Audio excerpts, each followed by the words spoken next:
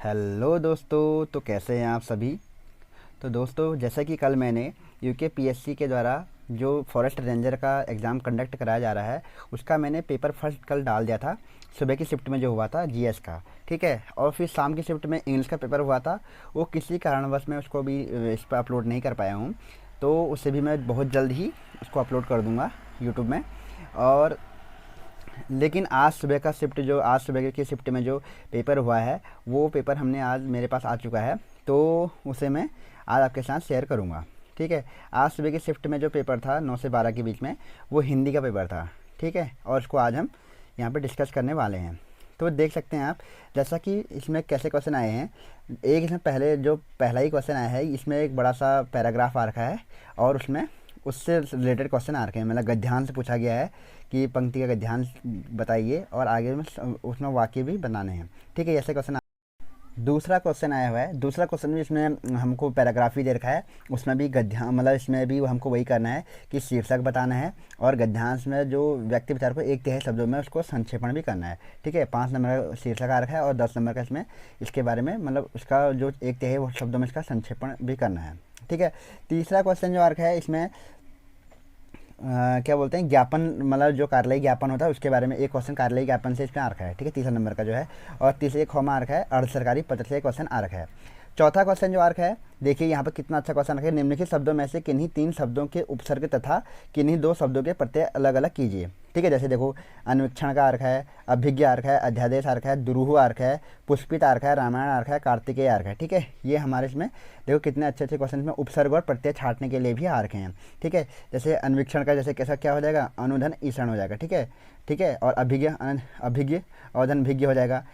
और चौथे का क्वेश्चन का ख, और मतलब जो सेकंड पोर्शन आ रखा है, इसमें क्या कहा है कि इसमें 5 शब्दों के विलोम लिखने हैं। देखो विलोम शब्द पूछा गया है, हे का पूछा गया है, और साघर्म्य और मृषण, समास, बंध्या, निश्चल और कृष्ण, इनका हमारे को विलोम शब्द पूछा गया है, ठीक है। देखो विलोम भी पूछे गए हैं और इससे पहले प्रत्यय और उपसर्ग भी पूछा गया था।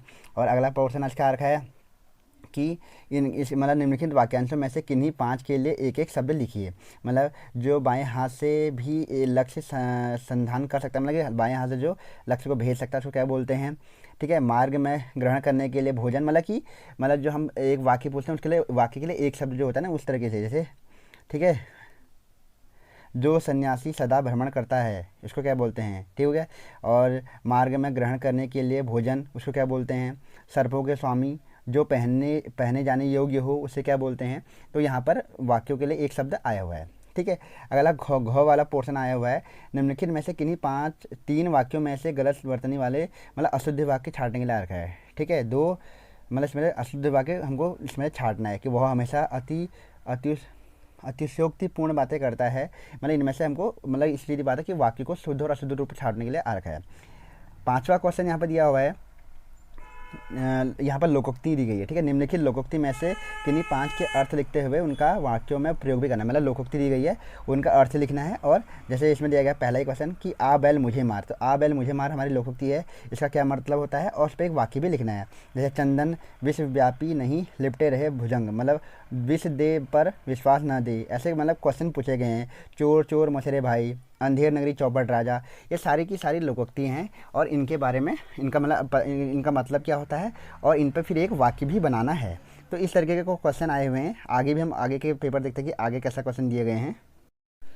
तो आगे इसमें क्वेश्चन दिया गया, निम्नलिखित मुहावरों में से किन्हीं 5 का अर्थ लिखते हुए उनका वाक्यों में प्रयोग कीजिए। मुहावरे दिए गए हैं, जैसे कि गांठ पड़ना, चोली दामन का साथ होना, 2 नावों पर पैर रखना, लकीर का फ़कीर होना, होम करके हाथ, ये होम करते हाथ जलना, ठीक है।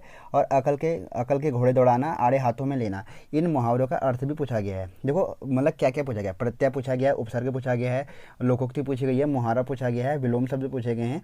इस तरीके का क्वेश्चन है। और लास्ट 6ठे नंबर का क्वेश्चन रखा है, हिंदी भाषा में कंप्यूटर प्रयोग की उपयोगिता एवं उसकी कठिनाइयों विषय पर एक समीक्षात्मक निबंध लिखने के लिए आ रखा है। तो लास्ट क्वेश्चन क्या रखा है, निबंध लिखने के लिए आ रखा है, ठीक है। तो इस तरीके का आज हिंदी का पेपर, मतलब जो आज मेंस था रेंजर का हिंदी का, वो इस तरीके के इसमें 5 क्वेश्चन आए हुए, 6 क्वेश्चन आए हुए हैं, ठीक है। ठीक है, अब देखो गाइस, अगर आपको मेरा ये कंटेंट अच्छा लग रहा है तो आप प्लीज़ मेरे इस वीडियो को लाइक कीजिए, शेयर कीजिए।